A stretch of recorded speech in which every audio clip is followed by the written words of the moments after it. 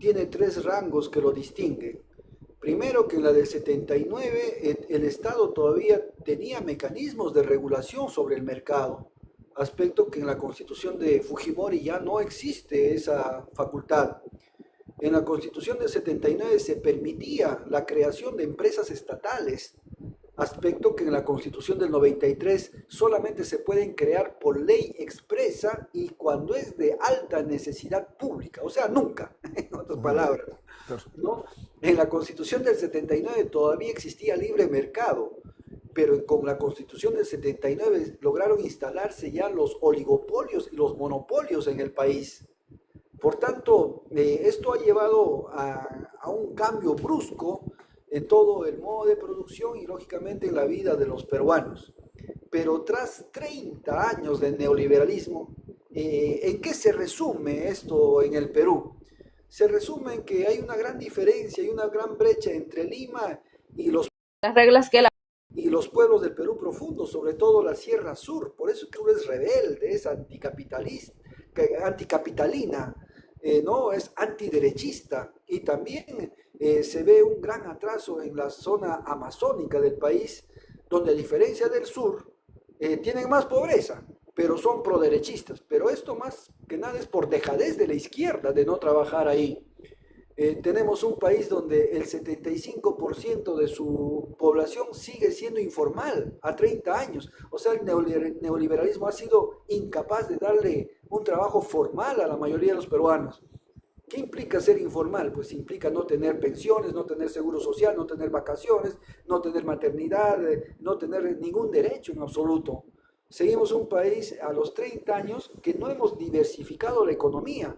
Como decía Ollanta Humala, seguimos siendo un país de picapiedras. Vendemos simplemente minerales a granel y algo de hidrocarburos con el gas de camisea.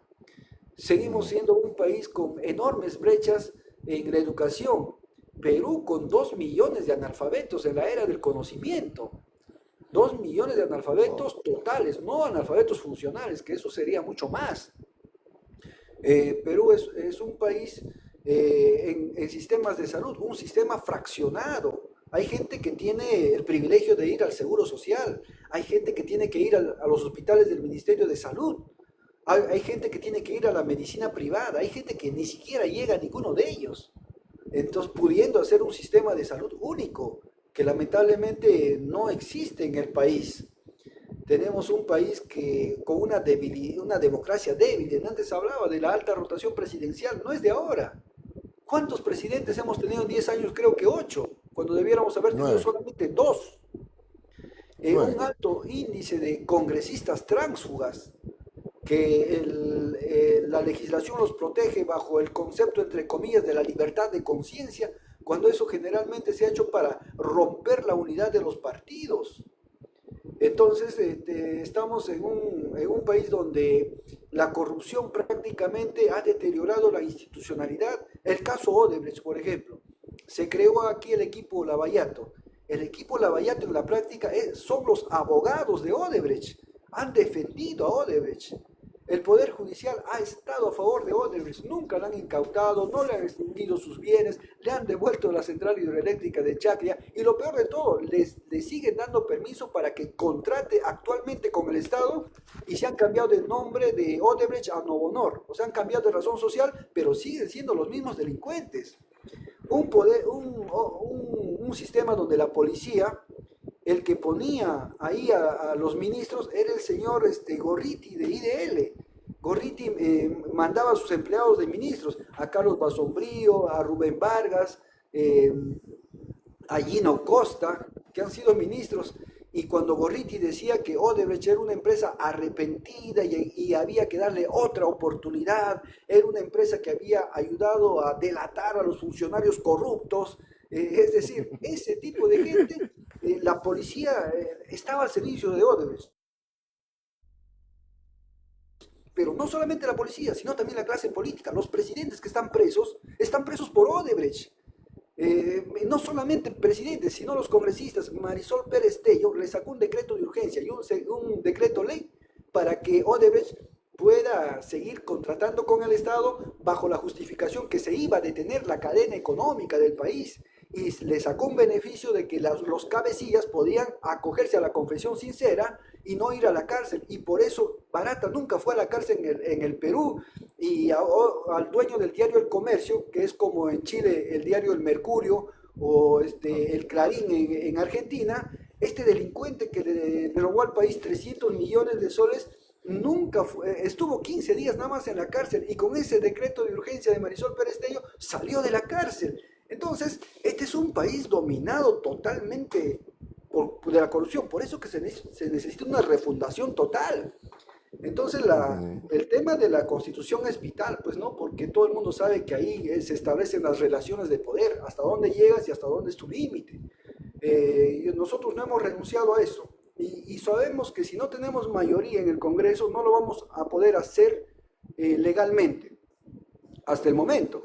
Pero el nuevo gobierno debe plantearle al Parlamento, o dan pase al referendo para que preguntarle al pueblo y consultarle si vamos a la asamblea o no, o le aplicamos el artículo 307 de la Constitución del 79 y la restablecemos, porque está demostrado que la Constitución de 1993 se impuso con golpe de Estado, por tanto es ilegal.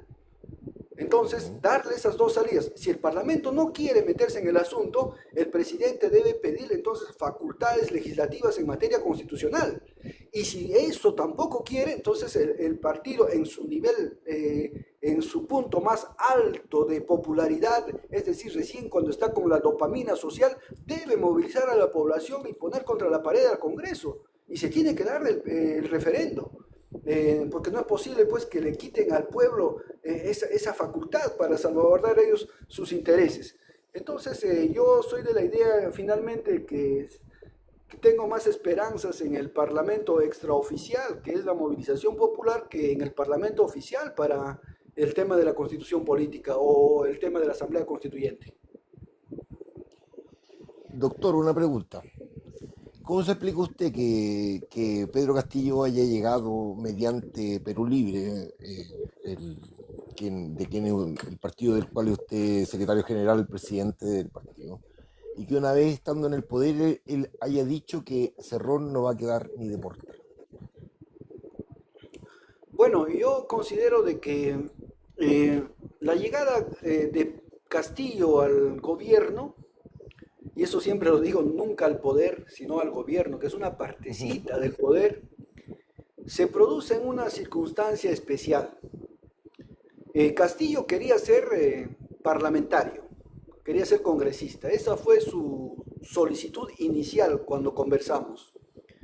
Entonces yo le dije a Castillo de que me acompañe en la plancha presidencial, y que de igual manera podía ser congresista y postular en ambos espacios al mismo tiempo. Aquella vez todavía era permitido, ¿no? Entonces, pero esto estaba condicionado a un tema. Yo había presentado una casación excepcional por la sentencia que me impusieron en el año 2019. Y yo le dije, si me admiten la casación, yo voy a postular y me acompañas en la plancha. Perfecto. Si no me admiten la casación, entonces tú tendrías que encabezar la plancha presidencial. Castillo se vio sorprendido, lo pensó una semana y aceptó. Y se dio pues esta segunda situación. Entonces yo ya no podía postular. Sin embargo, yo me inscribo como parte de la plancha, sabiendo que iba a ser tachado. Pero ¿por qué lo hago? Para darle un mensaje a la militancia de que yo estoy metido en este proyecto. O sea, estoy sacrificando este tema para que ellos vean la seriedad de mi compromiso. Y es así como finalmente el jurado me saca pues de la lista, me tacha, pero deja la lista viable con él y con Dina Boluarte. Entonces, Castillo era un personaje que no tenía ningún proceso judicial, se había hecho de alguna imagen nacional al haber dirigido una huelga, la del 2007, una huelga magisterial, después de mucho tiempo, y salió bien. Y además Castillo no tenía pues diría pasivos como político, no, hasta el momento el Estado nunca se percató de que él podía ser un candidato potencial, por tanto nunca le hicieron un lawfare hasta ese momento. Entonces, además traía algo, traía un sindicato magisterial, entonces sumaba la fuerza del partido. Entonces, Castillo en ese momento era un activo, no era un pasivo. Y fue el mejor candidato Castillo. Y el triunfo de Castillo colige que fue el mejor candidato y le ganó a la derecha. Le ganamos por fuera de sus millones de millones. Entonces, Castillo hasta ahí se caminó bien. Pero ¿qué sucede con Castillo? Castillo no tenía una solidez ideológica, no tenía una acción política transparente y no el programa que discursió para ganar las elecciones fue la primera víctima de su mandato. Nunca quiso implementar el programa de gobierno de Perú Libre. Ahí comenzaron las discrepancias. Entonces, cuando a los 2 meses y medio Castillo decide retirar a nuestro premier, es hasta ahí donde llega la influencia de Perú Libre en el gobierno de Castillo, o sea, 2 años y medio. Castillo, a partir de ahí, se casa con la socialdemocracia, con la izquierda caviar que llamamos nosotros, y nombra de premier a la señora Mirta Vázquez Chuquilín, que venía de las filas del Frente Amplio del cura Arana, Marco Arana, que era un hombre que sostenía su partido a través de una ONG que se llama Grufides y recibe financiamiento norteamericano y de la Unión Europea. Entonces, había caído en lo mismo. Entonces, Castillo, al patear el partido, al patear el programa, se desquitó del componente político y se quedó solamente el maestro sindicalista, es decir, un hombre manipulable, un hombre que la socialdemocracia sabía cómo utilizarlo. Y en octubre de 2021 emite un decreto supremo, el 164-2021, PCM, en el cual marca la hoja de ruta de sus 5 años de gobierno. Y en ese decreto supremo está un programa de gobierno neoliberal. No es un programa de gobierno ni siquiera que se acercara a un capitalismo de Estado, vamos a decirlo así, en absoluto. Entonces, la peor traición que hizo Castillo no fue traicionarme a mí, y quizá al partido podría pasar por alto, la peor traición fue al pueblo, porque no implementó el programa de gobierno. Esa fue la peor Lo que traición. prometió en las plazas, claro. Por supuesto. Y eso de haberme dicho que Cerrón no va a estar de portero, fue un infantilismo político, ¿no? Que ni siquiera era idea de Castillo. Eso le dijeron otros para que él repita. Entonces, yo lo tomé pues como algo superfluo en ese momento, tampoco podía tomar otra medida porque hubiera sido darle ventaja al fujimorismo, porque eso fue en pleno balotaje. Entonces, mucha gente del partido se ofuscó y otros inclusive plantearon retirar la candidatura, pero eso hubiera sido darle la ventaja al fujimorismo. Entonces teníamos que actuar de manera serena. Y a buena hora al final que Cerrón no estuvo ni de portero, porque si no hubiera acabado en este momento hasta preso por el autogolpe de Estado para el cual se prestó él o cualquiera de sus procesos de corrupción que ahora tiene abierto. Entonces el partido está indemne de todo eso porque llegó un momento en que marcamos la línea de retirarnos y dejarlo a él sin molestarlo, ¿eh?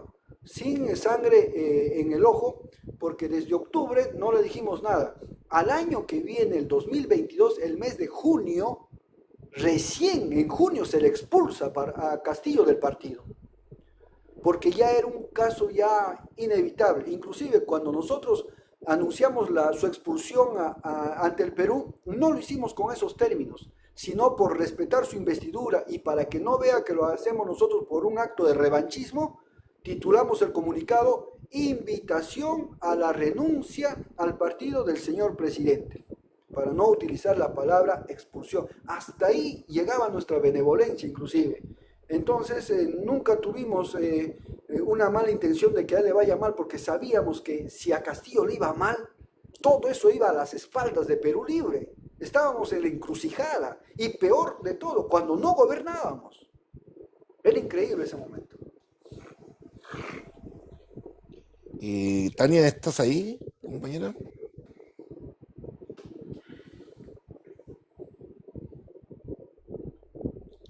¿Aló, Tania?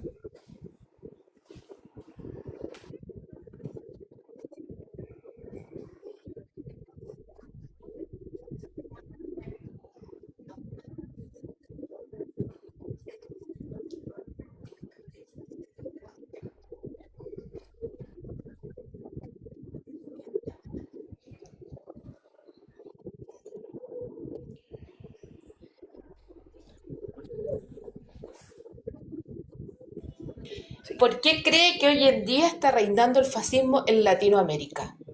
¿Cuál es el efecto que está pasando por las personas hoy en día?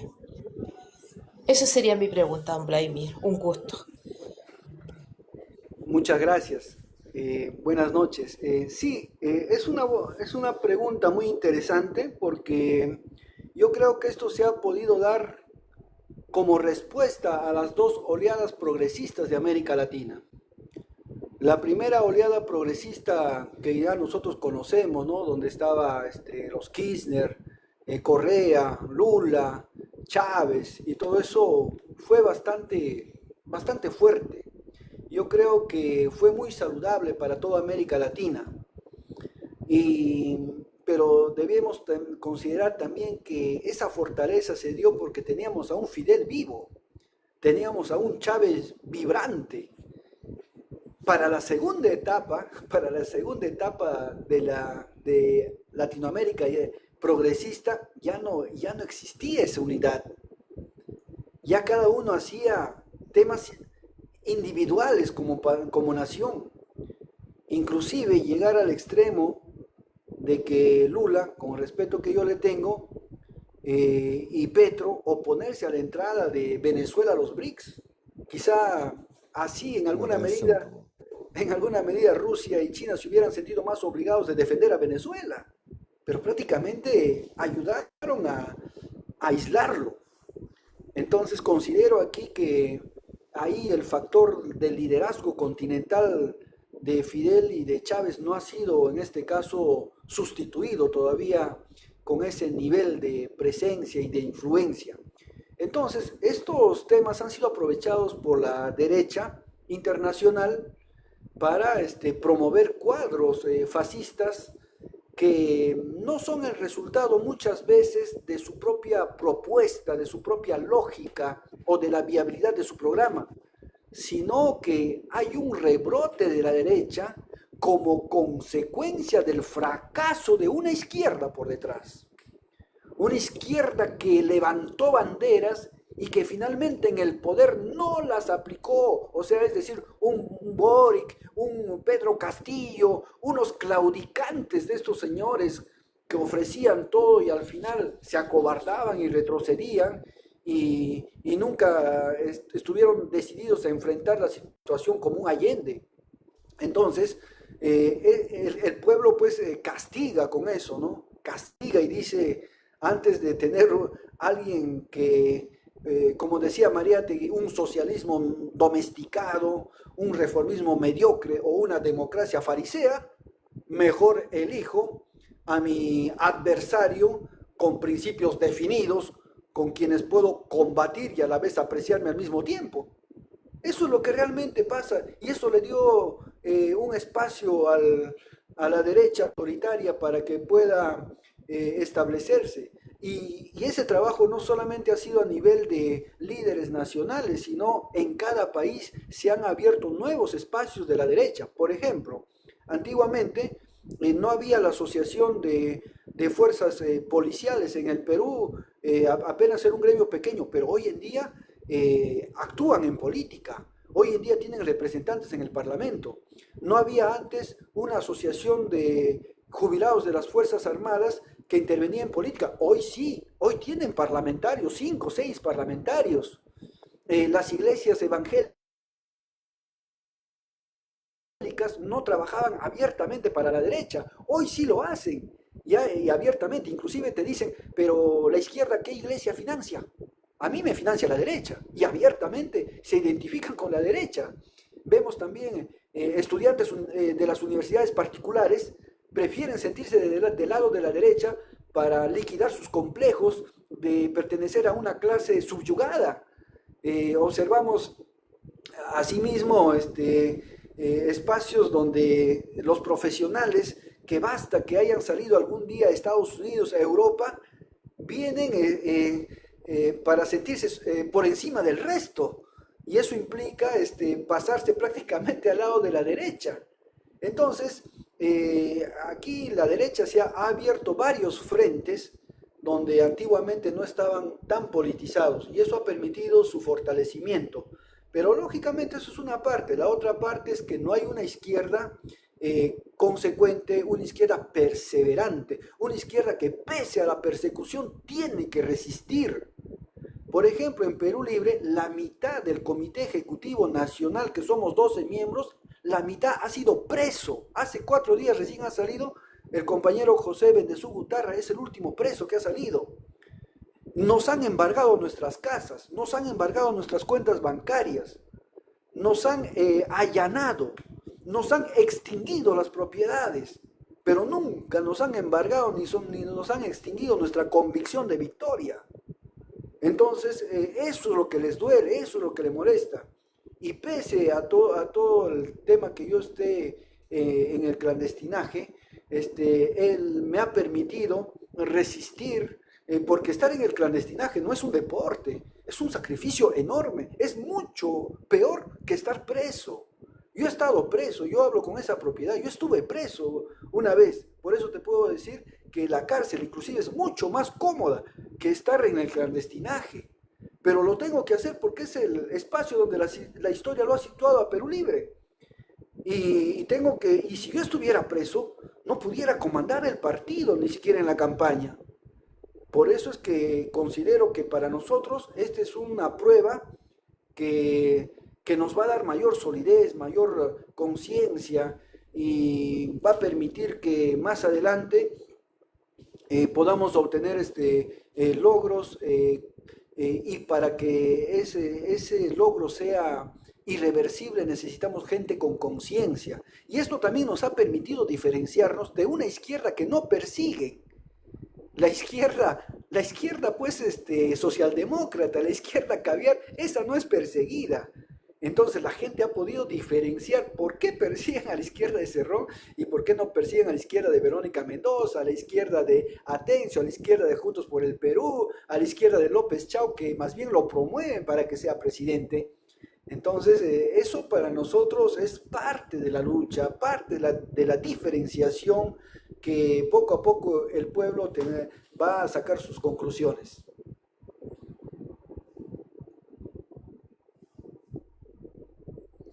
Miguel Sincero, de Perú Sincero, bienvenido, te damos la palabra. Buenas noches. Una consulta para el doctor Vladimir Cerrón. Digamos, a cómo vienen las cosas, lo que pasó allá en Puno, los desvividos por Dina Boluarte, todas las instituciones tomadas. Pongamos a que ya Perú Libre pase a segunda vuelta y quizás a otro más de izquierda y salga Perú Libre. Pero como hemos visto, las Fuerzas Armadas Americanas están instaladas acá bases en Perú.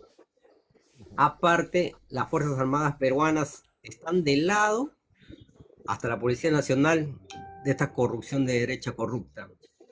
¿Cómo van a enfrentar si esto ya salen a lo bruto, al caballazo, a no respetar lo que el pueblo quiere, lo que han hecho con Castillo? Han manejado su antojo. Si ya tienen todas las instituciones tomadas o ustedes tienen ya bajo la manga una carta como aliado con China, con Rusia, alguien de afuera que también dé soporte si algo se sale de control acá en Perú y no respetan lo que el pueblo quiere. Bien, Buena pregunta. sí, es una magnífica pregunta. Yo diría la pregunta sería un poquito más exacta si fuera formulada así. Con esto no quiero cambiar la esencia de tu pregunta, definitivamente. Sería, si a Pedro Castillo le han hecho un golpe de Estado sin ser socialista, implementando programa neoliberal, habiendo ido a codearse con Biden y habiendo regresado diciendo América para los americanos en el Perú, y lejos de ser un chotano, porque es del pueblo de Chota, un chotano peruano, se transformó en un chotano boy. Si a él le han hecho golpe de Estado, a Vladimir lo van a desaparecer y lo van a masacrar. Pero ellos no tienen que esperar que yo gane para que pase eso. Ellos están en este momento en el proceso de desaparecer a Perú Libre. Ellos quisieran encarcelarme para decirme que un drogadicto después me apuñaló ahí adentro. Entonces, nosotros como socialistas nos hemos preparado 3 décadas para enfrentar este momento. Para nosotros, el haber estructurado inclusive la inteligencia electrónica del partido para evitar la geolocalización no es un tema que se nos ha ocurrido hace 2 años, 2 semanas. Nosotros tenemos que aprender a resistir y eso implica una lucha en todo flanco. Entonces, dando respuesta a tu interrogante, es bueno recordar a García Linera cuando da la conferencia donde dice se debe aprender a construir el poder, y parte por una premisa importante. Si tú has sido elegido con una constitución política, no te quieras dar el vivo de querer transgredirla en el gobierno. Ese es el primer consejo que da. Entonces, ¿qué sucede? La constitución política neoliberal del Perú, dentro de su hipocresía, tiene artículos que se pueden manejar de manera ambigua y a favor del Perú. Por ejemplo, el artículo 62, que es la piedra angular del neoliberalismo, ¿qué dice? Que los contratos ley son inmodificables por seguridad jurídica, por seguridad tributaria, y que ni siquiera el Parlamento peruano puede modificarlo. O sea, tiene un rango constitucional. Pero, ahí hay un pero, dice, solamente procedería una renegociación de estos contratos si hay un acuerdo bilateral.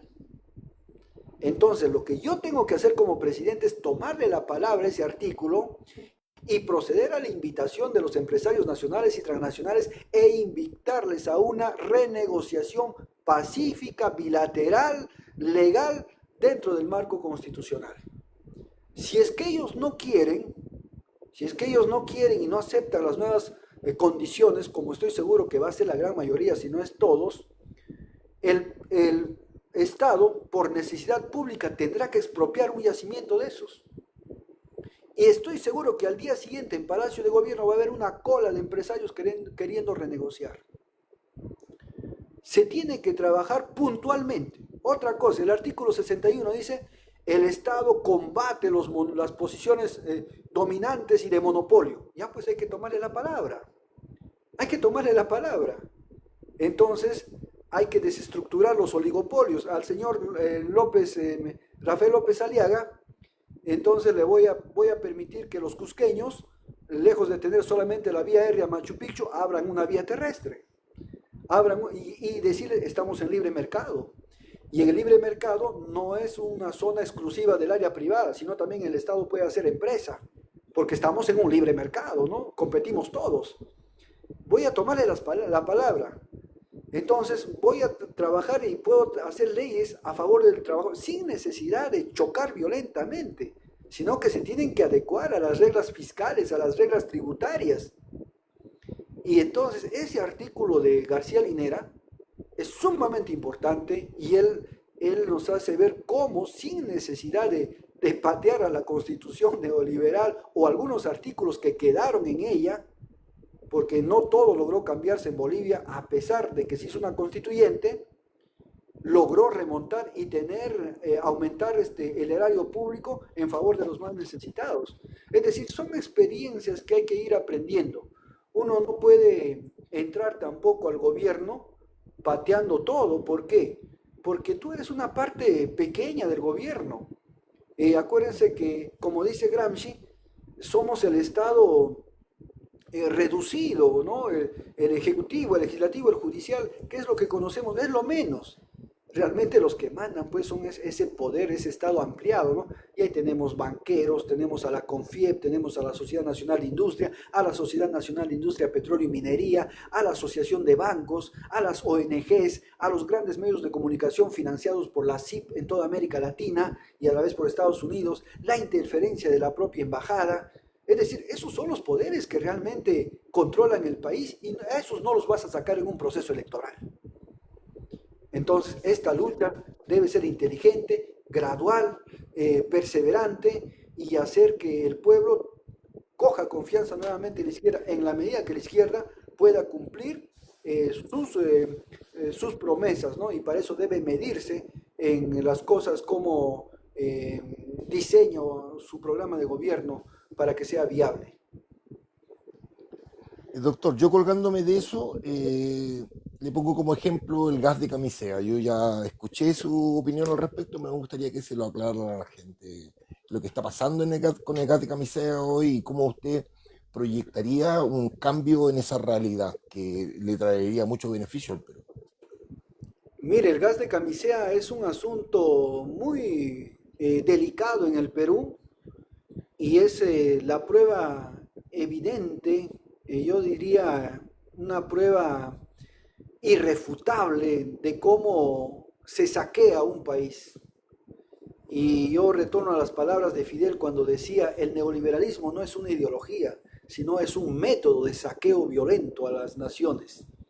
Y efectivamente, en el gas de camisea, nosotros le vendemos el gas, el millar de pies cúbicos de gas, le vendemos a $0.54 a un consorcio.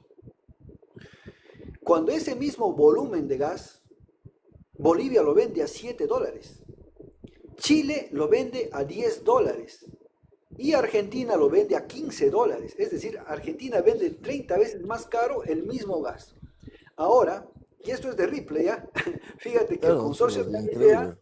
lo encabeza una empresa argentina que es Pluspetrol.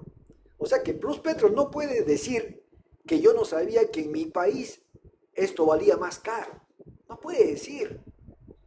Claro. ¿Ya? Y tiene el 27% de acciones. El 25% lo tiene Hunt Oil, que es una norteamericana. A no ser que, para no meterse en problemas norteamericanos, la Pluspetrol solamente sea una especie de testaferro titular. Entonces, en el segundo fuerte es la Hunt Oil. Y después de ellos está la Eskel Innovation, que es la de Corea del Sur. Y por debajo de ellos recién está Repsol, que es española, y por debajo de ellos está la Sonatrach, que es argentina. Entonces, estos señores, como tienen un contrato ley, siguen pagando un impuesto bajísimo. Están exonerados de IGB, están pagando un impuesto a la renta congelado, se les permite sacar sus capitales y sus divisas sin ningún tipo de oposición. Y si van a reinvertir cualquier cosa dentro del gas de camisea, dentro del proyecto, estos señores están exonerados de todo tipo de impuesto. Y es más, les bajan toda la imposición tributaria para pagar otros tipos de impuestos que le exige el Estado. Entonces, en resumen, pagan como impuesto, como regalías, como impuesto a la renta, la suma de 1.131 millones de dólares. Pero si nosotros lo vendiéramos al precio que vende Argentina, debieran pagarnos 23.000 millones de dólares. Eso quiere decir que nos están cabeceando 22.000 millones de dólares al año, que es el dinero de nuestras universidades, de nuestras postas, de nuestras carreteras, de nuestras pensiones, del descongelamiento de los sueldos. Solamente eso es camisea. Esto es sin contar los yacimientos mineros de Antamina, Cerro Verde, Buenaventura, Chinalco, Minero Hierro, Shogun, las Bambas, la riqueza que tiene el Perú. Solamente en el tema del gas de camisea, que yo considero es una estafa enorme. Y si nosotros lográramos eso, el gas sería más barato para los peruanos. Pero no solamente para los peruanos, sino también para los mexicanos, que es donde se llevan a vender el gas. El gas sería más barato para todos. Entonces, aquí el único que se está prácticamente abrochando de esto son pues los que capitanean este consorcio y el Estado los permite y bueno, si ellos no quieren renegociar bilateralmente, digamos, hay un presidente pusilánime que si no puede hacer el Congreso, que está prohibido según el artículo 62, ¿cuál es la institución que puede cambiarlo? Tiene que ser una institución supracongresal. ¿Cuál es? La Asamblea Constituyente. No hay otra salida. No puede hacerlo el Ejecutivo ni el Judicial porque están a la par del Poder Legislativo. Por eso que es imprescindible ir a la Asamblea. La Asamblea es ya donde cesa toda jurisdicción y desaparecen nuestros representantes porque los representados asumimos la conducción. Eso tiene que entender el pueblo. Muchas gracias por la respuesta. Mi amiga Cristina, una ambientalista que está aquí, le quiere hacer una pregunta. Cristina, te doy la palabra.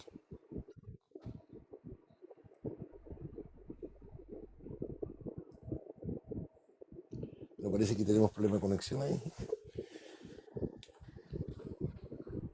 Yo quería que nos contara, aparte de eso, lo tengo aquí en mis notas, de sus logros, porque yo sé que usted es un político que cumple con sus promesas.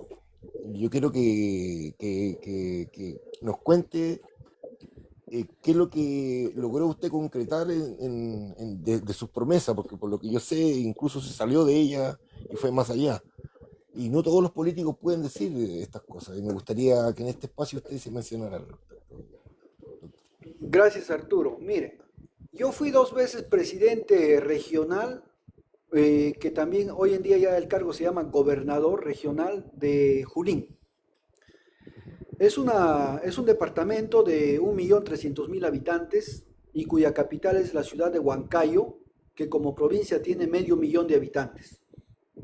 En Huancayo, cuando yo llego de neurocirujano de Cuba, después de haber estudiado 11 años, allá yo hice mi carrera de 6 años y de 5 años de especialista, regresé el año 2002 a Huancayo y me doy cuenta de que Huancayo, siendo una ciudad más grande que la provincia donde yo había estudiado en Cuba, era prácticamente el doble. Huancayo no tenía un tomógrafo. Y en Cuba, en la provincia donde yo estudié, existían 7.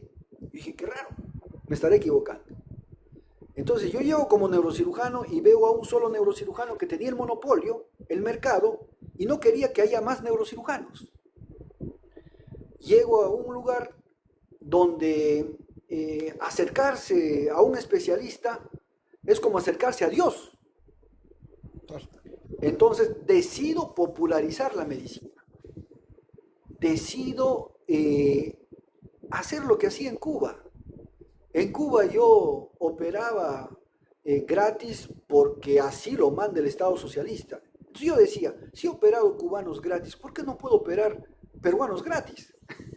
Entonces comencé a romper un mercado que la gente, hasta la derecha, el periódico más reaccionario del Perú, que es el diario El Comercio, hizo un reportaje titulado El filántropo de los Andes. Entonces, a partir de ahí comencé a hacer como un piso social que después se transforma en un piso político. Entonces yo mandaba cartas al gobierno regional, a la dirección del hospital, para que compre un tomógrafo, compre una resonancia, y nunca me hacían caso. Entonces dije yo, si yo no entro en política y yo no lo compro, nadie lo va a comprar acá. Así que decidí entrar a la política, fundé el Movimiento Perú Libre, un movimiento regional que después se transforma ya en un partido nacional que es actualmente Perú Libre igual. Entonces, llegado al gobierno, me doy cuenta que es solamente la voluntad mía para que se compre el tomógrafo, ni siquiera nos hacía falta dinero. Era la voluntad mía, la visión mía, la experiencia mía. Teníamos ideas, teníamos presupuesto. ¿Qué faltaba? Como dice Mariátegui en su libro El alma matinal, hacía falta hombres que la encarnen, que se ganen el problema, de entrar en política y que al día siguiente hablen mal de ti en la radio, hablen mal de ti en el periódico, te metan juicio por aquí, te ganes enemigos, heredes enemigos. Eso es la política. Decidí enfrentar. Pero no solamente compré el tomógrafo y el resonador, compré 5. No solo eso, sino los hospitales que teníamos 3 en Huancayo, los especialicé. Uno lo hice clínico quirúrgico docente, el otro lo convertí en materno infantil, el otro lo convertí en hospital de enfermedades neoplásicas y el de la selva lo convertí en un hospital de medicina tropical.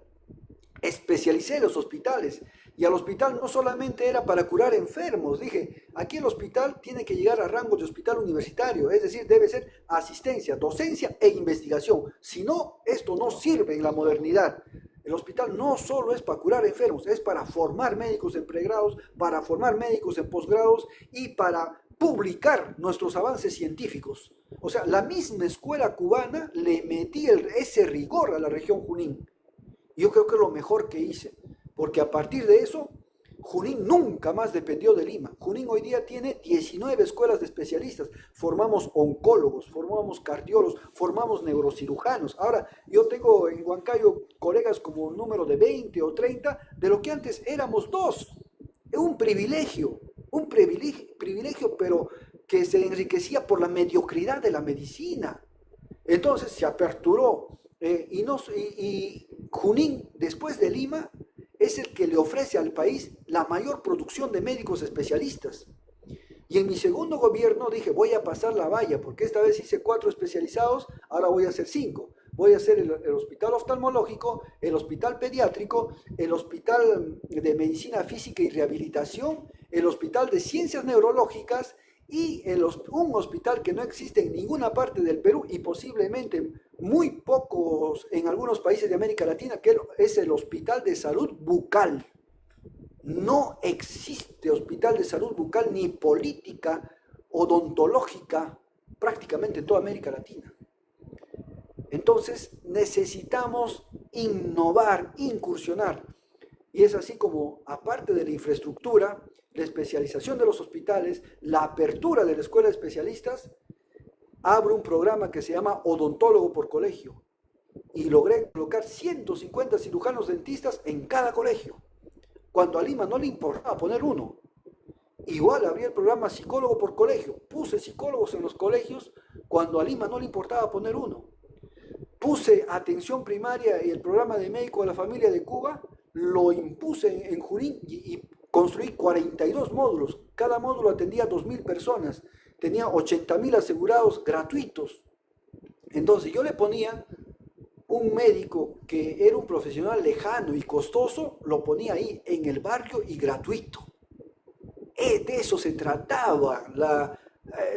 Vaya, si no es una revolución, es un acto revolucionario, modestamente. Entonces, también decidimos acabar con los analfabetos en Junín, en el sentido figurado. Teníamos 90.300 analfabetos.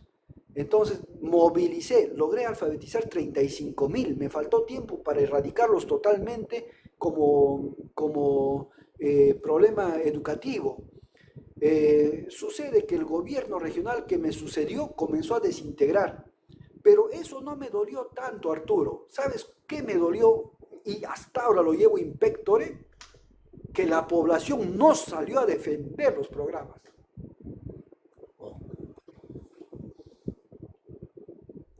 Wow. Eso es un tremendo tema. Bueno, Mako nos quiere. Mako quiere tocar un tema. Por favor, tienes la palabra. Hablando del doctor Sarrón, está hablando del López Aliaga. Quería preguntarle algo referente a la cuestión de la renta, ¿no? Ustedes, ya que estamos ahí, mucho público que está interesado en la difusión del marxismo, nuestra labor también es la cuestión del marxismo. Quería saber cuál es su, ¿no? Digamos, ¿no? su postura a la cuestión de la renta y a una cuestión muy interesante que he estado escuchando sobre la gradualidad o gradualismo, es lo que parece va hacia su programa de lucha por lo que estoy escuchando, si es cierto. Y lo segundo, ¿Usted está más enfocado en reformar la institucionalidad burguesa o, o ir hacia algo más efectivo? Y ya para terminar, quería saber si tiene algún conocimiento sobre las cuestiones de la planificación económica computarizada, el cibercomunismo y de otras experiencias como la de Bielorrusia y Norcorea. Eso quería saber, nada más. Gracias. Gracias. Miren, disculpen antes, me ganó un poco la emoción. Bueno, Todo bien, compañero, todo bien, perfecto. Perú Libre plantea un modo de producción antagónico a la economía social de mercado, que lo ha denominado economía popular con mercados. Economía popular porque tiene que estar al servicio del pueblo, todas las utilidades que pueda obtener el Estado. Y con mercado porque a nosotros nos han tildado de enemigos del mercado, enemigos de la empresa, enemigos de la propiedad privada, enemigos de las concesiones. Y definitivamente eso no es así. Es más, el mercado no es ningún patrimonio del capitalismo, es un legado de la humanidad. Y hay que defenderlo y verlo desde ese punto de vista. Por tanto, el mercado puede estar al servicio también del socialismo, como lo ha demostrado China, Vietnam y otros países que han avanzado. Me preguntas si nosotros vamos al reformismo o queremos apuntalar más allá a una revolución. Eso es bien difícil de responder. Eso es como preguntarle, como le preguntaron alguna vez a Lenin, dónde debiera empezar la revolución. Si es en Alemania, donde estaba Marx, o si es en Francia, donde habían mayores movimientos políticos y revolucionarios y había una estructura intelectual supuestamente de avanzada. No, y Lenin dijo, la revolución no podemos decir dónde puede empezar, pero sí sabemos, podemos decir dónde debe empezar, que es donde el eslabón del capitalismo está más débil. Con eso quiero decir de que nosotros vamos a avanzar en nuestra orientación socialista hasta donde nos permitan las condiciones que no generen a la vez un suicidio del gobierno. Es decir, nosotros, si el adversario, dentro de su sistema, de su marco social, constitucional, dentro de la aprehensión inclusive que tiene Estados Unidos sobre nuestro país, nos da 1 milímetro, vamos a avanzar ese milímetro. Si podemos crear 2 pasos de avance, lo vamos a dar. Lo que nosotros tenemos que trabajar con mucha solidez para evitar una reversibilidad de los cambios que se están haciendo. Por eso te decía antes, con la experiencia que tuve, de que muchos de los programas que hicimos en Junín al final fueron revertidos. Tenemos que evitar que se vuelva a dar esa condición en cualquier momento. Nosotros en la economía popular con mercados, ahí rescatamos la experiencia, porque esto no es una invención peruana ni del partido. Esto es simplemente una síntesis de la experiencia dada en diferentes espacios de América Latina, incluyendo la ecuatoriana, la boliviana, la venezolana, inclusive algunos aspectos valorables de otros espacios. Entonces, nosotros en ese aspecto lo que hacemos es adecuarlo a la realidad peruana, hasta dónde puede dar en el Perú, porque también debemos considerar la idiosincrasia del peruano, la cultura del peruano, la tradición, sus costumbres. El programa puede estar bueno, pero la gente a lo mejor no lo asimila, no lo entiende, no lo defiende. ¿De qué sirve en tal caso imponer un modelo de esa forma? Yo voy por la gradualidad, porque esto es un proceso, esto es un inicio, esto es una lucha que no es fácil. Mucha gente podrá decir, ya entonces Perú Libre ha llegado al gobierno y mañana quiero ver la revolución hecha en el Perú. Eso sería una necedad total. Eso sería liquidar el intento o por lo menos la intención revolucionaria de cambio. Y muchos van a atacar ahí, ya ves, no lo ha hecho. Este señor es un revisionista. Este señor no ha aplicado las técnicas del cibercomunismo que están a la luz del día. No se trata de eso. una cosa es con guitarra y otra es con cajón. Yo te digo porque yo he estado en el gobierno 2 veces, sé cómo se mueve y prácticamente he tenido responsabilidad en alguna medida en el gobierno nacional a esos 2 meses y medio. No es tan fácil. Cuando tú estás en el gobierno vas a ver fuerzas que no percibes si no estás en el gobierno. Ahí es cuando te cambia la cosa. Pero lo que no se debe perder, lógicamente, es el principio, es hacia dónde vamos. Por eso es que yo soy muy discípulo de Lenin. Cuando Lenin habla el camino a la cima, que ya lo repetí estos días, el camino en zigzag, no hay línea recta. Eso es infantilismo. Tiene que haber renegociación, tiene que haber retroceso, tienes que arriar bandera en algún momento, tienes que izar bandera en algún momento, pero no puedes perder la perspectiva del objetivo y tienes que aprender a conciliar con el enemigo. Por eso Lenin hablaba de su cadena heterogénea. Es una cadena de blancos, de flacos, de gordos, de rojos, de verdes, pero nunca perder tu eslabón principal a donde debes jalar. Entonces, todo esto es un tema que, como te digo, pareciera sencillo, pero no. Inclusive tus propios militantes pueden ser los primeros que te decepcionen. Tus propios militantes a veces ni están preparados a la altura que tú lo estás o no están convencidos al nivel que tú estás convencido. Me ha pasado, me ha ocurrido. Todos hablan bien, chévere, pero cuando llegan y se sientan en la curul parlamentaria, ahí es cuando dejan florecer a veces el burgués que llevan adentro. No es sencillo y tener esos conflictos internos es peor que tener los conflictos externos. Por tanto, yo considero de que hay que obrar con mucha inteligencia, como dice Fidel, mucha inteligencia, mucho realismo, ¿no? Para no caer en errores. No se puede estar aquí llevando un gobierno a la emoción del caso. No.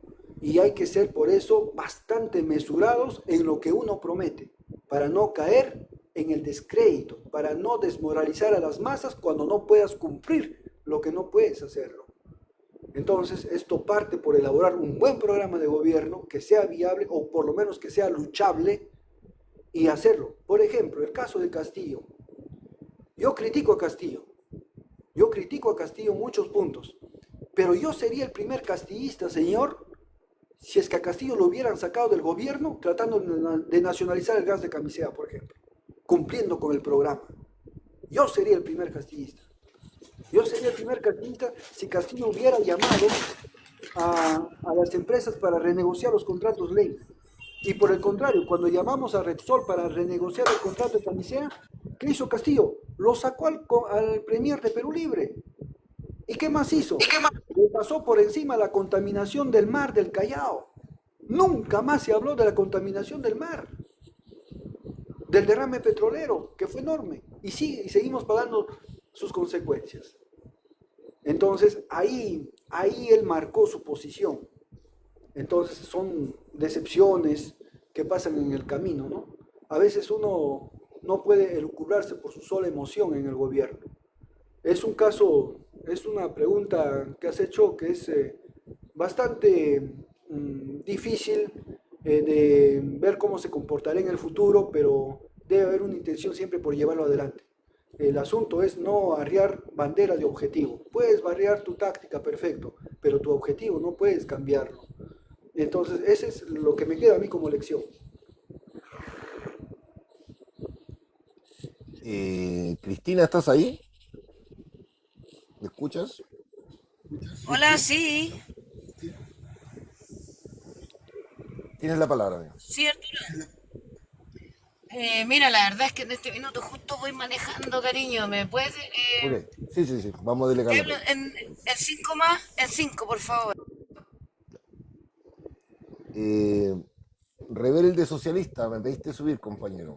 Bienvenido.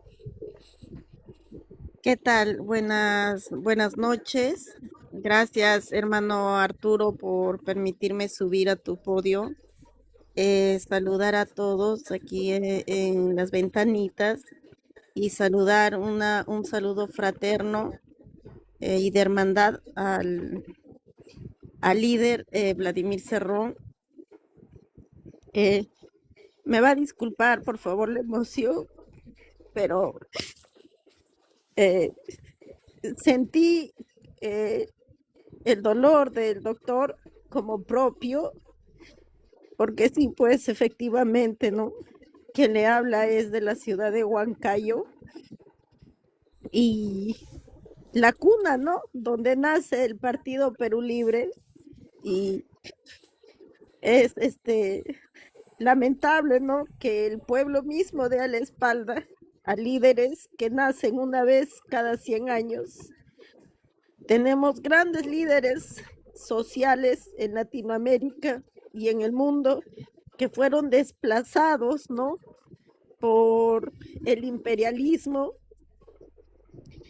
pero sin embargo, en estos tiempos donde el pueblo debe estar más unido que nunca y respaldar a estos líderes que sufren una persecución política y a estos partidos que representan la esperanza de los pueblos oprimidos, es lamentable, ¿no? La indiferencia del mismo pueblo.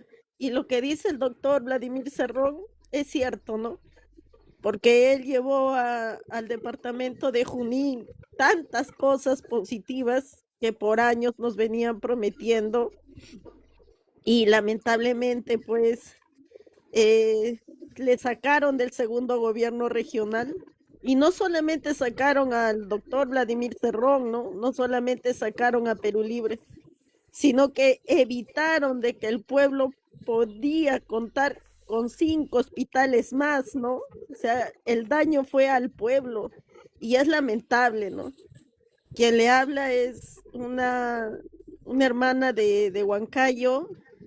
Conozco el hospital Irén porque tuve mi familiar que trataron ahí. Tengo mis hijas que estudiaron en colegio estatal, donde también fueron beneficiadas pues con psicólogo por colegio, odontólogo por colegio.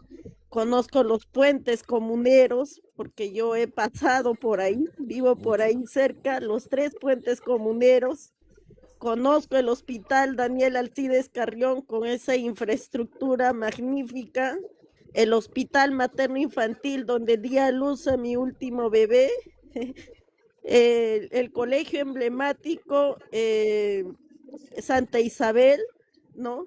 Y tantas obras magníficas que dejó el gobierno del doctor Vladimir Cerrón. Entonces, yo le envío un saludo fraterno a usted, doctor, que sí habemos gente que somos agradecidas y consecuentes, que sí habemos gente que estamos perennes y nos ponemos la camiseta de este partido y estamos detrás de usted, siendo ese brazo fuerte para llegar al poder y cambiar el destino de nuestro país. Sí habemos personas que somos leales y que en ese gobierno que pasó del profesor Castillo se separó el trigo de la paja. Y eso, lejos de debilitar a los militantes, porque quien le habla no es militante, es simpatizante. Pero somos fuertes, hacemos resistencia a la lucha. Así que, doctor Vladimir Cerrón, estamos más fuertes que nunca y por una Via Yala unida, porque salgamos del yugo imperialista y por más líderes sociales en América Latina para una América libre, por una Via Yala unida. Muchas gracias. Gracias Arturo, gracias a ustedes. Gracias, doctor Vladimir Cerrón, y hasta más allá de la victoria. Qué hermosas palabras. Gracias a ti, compañera. De verdad. Me había pedido la palabra, R. Tienes la Sí, palabra. compañero, yo hago un llamado a todas las personas que están presentes a que le hagan tap tap y a que compartan este live porque es importante manifestarse ahora que se puede. Estamos aún a tiempo, Perú está aún a tiempo. Yo creo que no hay mejor lucha de la que está encabezando el doctor Vladimir Cerrón y depende de cada uno de ustedes hacer lo posible porque esto se sepa. Hay que hablar con sus compañeros de trabajo, con sus vecinos e incluso con los familiares. Y si bien es cierto, esto va a ser un poco un punto de conflicto con algunos de ellos, bueno que lo sea porque están a tiempo todavía, Latinoamérica tiene que darle un golpe al imperialismo norteamericano, debemos parar el tráfico, el robo de oro. Perú merece ser libre, Perú merece sacarse las garras del imperialismo anglo-norteamericano sionista y merece ser un país próspero para todos los peruanos. Yo los invito a todos ustedes a compartir el live, a hacer tap tap en la pantalla, a seguirse entre ustedes y organizarse. Pero fundamentalmente este es el momento de que ustedes hablen con sus vecinos, hablen con sus familiares en un tono claro y en un tono seguro. Y las propuestas de Vladimir Cerrón tienen que conversarse. Y si no, y si ustedes le cierran la ventana y lo dicen, oye, eres demasiado rojo, eres demasiado a la izquierda, convénzanlo de lo contrario. Están a tiempo, la lucha en este momento se tiene que dar. Yo agradezco a Rebelde Socialista, compañera, es exactamente lo que estamos pidiendo. Es no conversar y no dejarse apabullar por la derecha, dejarse amedrentar por el imperialismo norteamericano, dejarse amedrentar por esa cantidad de norteamericanos que están en Perú en estos momentos confabulando en contra de la verdadera izquierda. Yo le hago un llamado a todos ustedes a que se manifiesten directamente en su núcleo familiar, en su casa, con sus vecinos, con sus colegas, con sus compañeros de estudio, en las universidades, en los colegios, y que se manifiesten apoyando al doctor Vladimir Cerrón, porque estamos a tiempo de hacer un cambio importante en Latinoamérica. Y Perú siempre va a tener el sol a su lado. Un gran abrazo, Vladimir Cerrón. Cedo la palabra. Muchas gracias. Cristina, ¿llegaste? Creo que va conduciendo. Salik. Muchas gracias por la palabra. A ver, el doctor Cerrón le preguntaría otra cosa, concretamente si ha previsto cómo plantear la escuela política al interior del Partido Perú Libre, en la vista de que vemos ya desde un tiempo a esta parte que la preparación política del interior, y en eso también cuenta por qué también no hay suficiente claridad en toma de partido, en cuestiones como la defensa de un proyecto de soberanía económica del país, como por decir una generalidad, ¿no? O frente a temas de lucha contra la corrupción, etcétera, teniendo bien en concreto que la crisis que estamos viviendo aquí, de tanto solo la corrupción, sino también de la criminalidad organizada, tiene que ser afrontada como una cuestión estructural, que es propia del sistema neoliberal y capitalista que nos gobierna, que todavía nos oprime, que designa nuestras vidas. Entonces, frente a eso, la claridad política, la claridad de preparación también es necesaria. Al interior de Perú Libre hemos visto que no hay mucho o que falta todavía mucho camino por recorrer. Entonces, ¿qué medidas él está previendo ya en el futuro, de 2026 en adelante, para una mejor preparación de sus cuadros, de su militancia en Perú Libre? Gracias. Bueno, un saludo a la amiga de Huancayo y también a R por sus palabras. La preparación política de la militancia es fundamental, lo has mencionado, y quizá es la piedra angular de la izquierda, porque la izquierda no le va a ofrecer empresas, no le va a ofrecer concesiones ni nada por el estilo a su militancia. La izquierda lo que va es consolidar pensamientos, convicciones, aspiraciones de un cambio de sociedad, de una sociedad más equitativa, más justa, y entender de que la lucha de la izquierda siempre va a ser una lucha prolongada, una lucha dura, pero que finalmente siempre se van a obtener conquistas. Para nosotros la escuela política fue nuestro único capital cuando estuvimos a nivel de la región Junín. La escuela política era un espacio donde nosotros todos los días martes, a partir del año 2008 o 2005 diría yo, hasta el año 2019 se llevaron regularmente, todos los martes, nunca suspendimos una escuela política. Y se daba la orden de que si no venía el ponente designado, que era un militante, el secretario de Ideología y Política tenía que suplir el tema o tenía que exponer el tema con tal de que no se detenga. O sea, no se podía suspender una escuela política, eso era la consigna. Entonces, eso nos permitió tener, poder estudiar a muchos pensadores, ¿no? Atendiendo a una radiografía marxista de cada uno de ellos, es decir, atendiendo a su extracción de clase, a su situación de clase y finalmente a su posición de clase en la sociedad. Aspecto que no se encuentra hoy en día ya en la universidad peruana, a no ser en las facultades que tengan esa especialidad. Ahora, recuerda también que nos comenzamos a organizar como movimiento inicialmente en una zona que había sido prácticamente diezmada por las fuerzas y el ejército de Alan García, donde la izquierda desapareció del mapa en Huancayo. Desapareció. Los izquierdistas que nosotros conocíamos prácticamente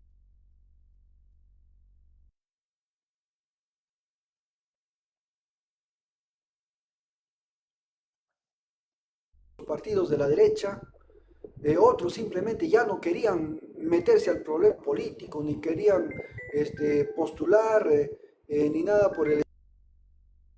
Para nosotros, en esas condiciones, fue difícil articular el partido.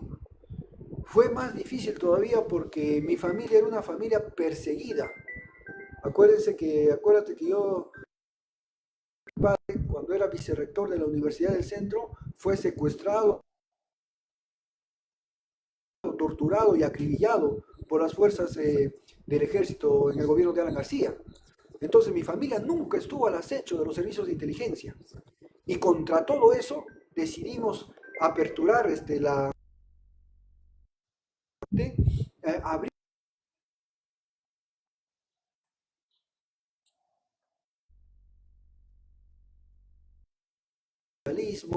el legado de Fidel, el legado de Marx. Comenzamos abiertamente a decir que nuestra organización era marxista, leninista, mariateguista. Entonces yo en ese aspecto, por ejemplo, no comparto con quienes dicen yo tengo que permanecer en el anonimato porque nos persiguen. No, más bien justamente por no mostrarnos como somos, le hemos dado chance a que nuestra actitud sea denominada clandestina y sea perseguida y sea inclusive reprimida en clandestinidad.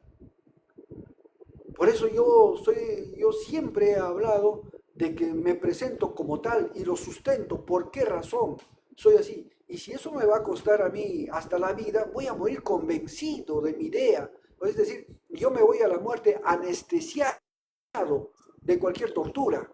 Me voy porque estoy convencido de eso, ya nadie me puede sacar. Ahora, acuérdate que cuando llego yo a Huancayo, el año 2002, voy a trabajar con una juventud de la posguerra, una juventud que en su casa le dicen no te metas en política, una juventud que en la universidad el mismo profesor le dice ustedes han venido a estudiar y no a hacer política, una juventud que constantemente le dicen que estás en un partido que plantea ideas obsoletas que ya no tienen nada que ver en la actualidad.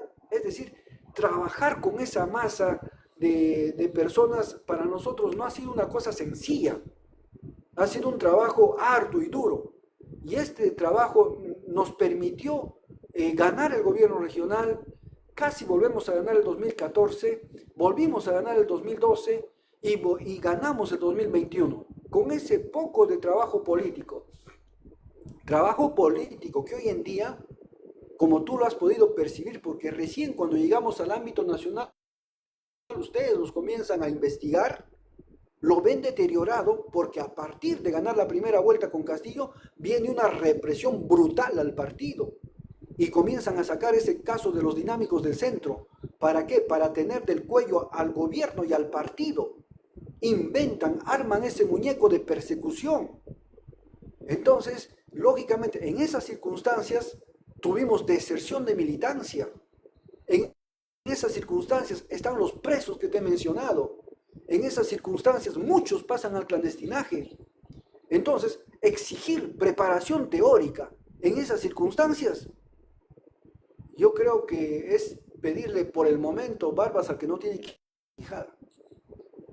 Para nosotros es una etapa más bien de lucha política antes de preparación ideológica. Yo sé que debe ir a la par y hacemos los esfuerzos porque sea así, pero no estamos como antes, en la libertad de convocar, de preparar. Ahora dirás, bueno, pero el partido ahora tiene un financiamiento del Estado y puede hacer escuela política, sí, pero no podemos hacer la escuela política que nosotros queremos, porque el Estado tiene sus reglas de qué cosas debes enseñar y qué cosas no en una escuela política. Y si no, si mal utilizas esos fondos, acabas demandado. Y Perú Libre es caserito para estar enjuiciado en cualquier momento.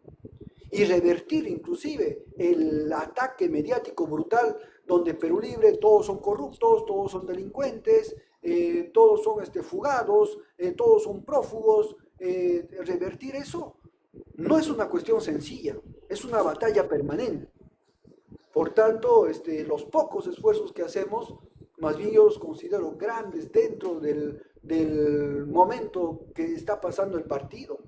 Inclusive, tener las candidaturas prácticamente completas a nivel nacional, algo que no han podido completar muchos partidos, pese a las circunstancias en que estamos, considero un avance. Un avance que no debe ser subestimado. Yo sé que hay que someterse a la autocrítica, estoy totalmente de acuerdo, pero no es fácil poder apuntar desde la comodidad, no solo desde la comodidad, sino también desde la especialidad a tiempo completo en temas ideológicos. Yo los invitaría a que participen en el campo político y van a ver ahí cuántas veces van a ¿cómo se dice?, replantear su propia teoría. Es lo que decía Lenin. ¿Sabes tu teoría? Ándate a la práctica y ahí vas a replantear tu nueva teoría para tu nueva práctica. Entonces, ese es el aspecto que yo siempre he reclamado en los amigos, que buenamente nos critican y nosotros lo aceptamos, pero también los invitamos a que prueben la pelea en la misma cancha, y eso parte por identificarse abiertamente. Yo soy tal y defiendo tal idea. Considero hasta ahora, como te repito para terminar, que es un error que los socialistas y los comunistas se sigan escondiendo. Es momento de dar la cara, como dice el último párrafo del Manifiesto Comunista, 1848. Ya Marx dijo, presentémonos como tal. Cristina, ¿estás ahí? Ahora sí que llegaste. Hola, hola, sí, perdón. La verdad es que me ha tocado bien duro. Andamos consiguiendo un dron. Primero, buenas noches. Mi nombre es Cristina Ruiz. Soy activista y defensora ambiental y de derechos humanos